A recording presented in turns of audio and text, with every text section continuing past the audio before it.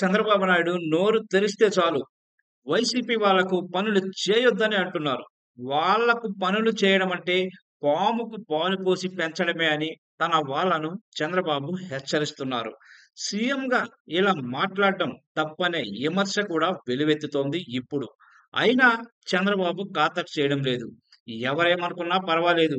TDP శ్రేణులకు నచ్చితే చాలని ఆయన నిర్ణయించుకున్నట్టుగా అర్థమవుతోంది.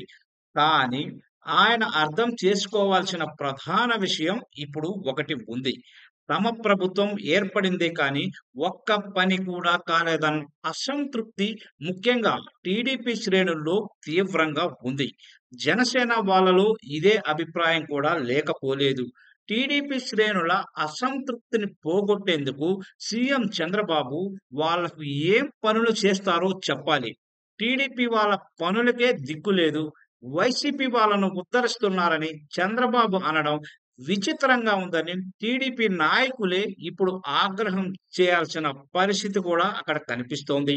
కూటమి ప్రజాప్రతినిధులు దోచుకోవడానికే సరిపోతుందని, ఆదాయం వచ్చే చిన్న పనుల్ని కూడా తమకు వదిలిపెట్టడం లేదని టీడీపీ గ్రామ, మండల స్థాయి నాయకులు వాపోతున్నారు. వాస్తవ పరిస్థితులు ఎలా ఉంటే వైసీపీ వాళ్ళకు పనులు చేయొద్దని చంద్రబాబు చెప్పడం విడ్డూరంగా ఉందని టీడీపీ దిగువ శ్రేణి నాయకులు వాపోతున్నారు.